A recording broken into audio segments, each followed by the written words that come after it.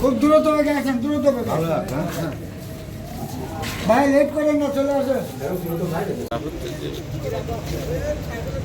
10 তারিখ দিনগত প্রায় 3:30 বাজে আমরা সবাই ঘুমিয়ে আছি, আর ওর বাহিনী সহ আমার এই ভাইয়ের উপরে আক্রমণ করার পরে আমার ভাই আমার নাম ধরে ডাকতেছে, ফরজ আমাকে বাঁচাও, ফরজ আমাকে বাঁচাও, আমাকে মেরে ফেলছে। এই কথা শুনি আমি ঘরের থেকে বের হওয়ার চেষ্টা করি, যাই দেখি যে বাইরের গেটে লক দিয়ে। ওই অবস্থা আমি আর বের হতে পারিনি। বের হতে যখন পারিনি, ওই আমার পাশের রুমের থেকে আমার আরও 2টা ছেলে আছে, ওনারা আমার কাছে আসে।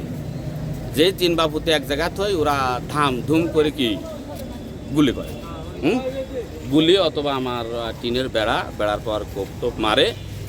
আমার এই ভাইয়ের বাড়িও পাশে, এই ভাইও বাড়ানোর জন্য চেষ্টা করে, কেউ কি আর বাড়ির থেকে বের হতে দেয় না আর কি ওরা।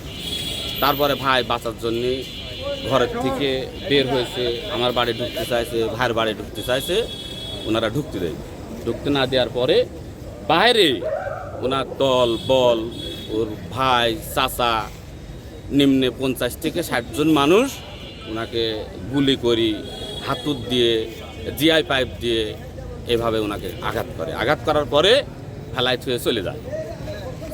সেই সময় আমরা এসে দেখি যে ভাই বাইরে পড়ে আছে।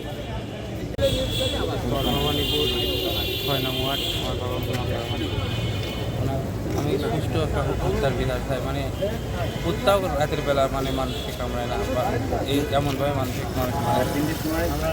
যে নাচগুলো দেখছে আর যেই ডক্টরগুলো দেখছে তারাও মানে আশ্চর্য হয়ে গেছে, এইভাবে মানুষকে কীভাবে এর একটা সুস্থ বিচার চাই আমরা।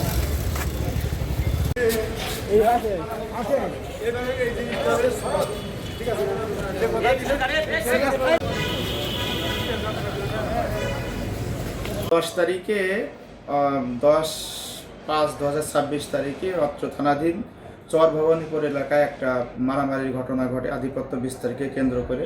তাৎক্ষণিক বিষয়টা জানানোর ঊর্ধ্বতন কর্তৃপক্ষকে জানানোর পরে মাননীয় পুলিশ সুপার মহোদয়ের নির্দেশে 11 তারিখ একটা নিয়মিত মামলা রুজু করা হয়।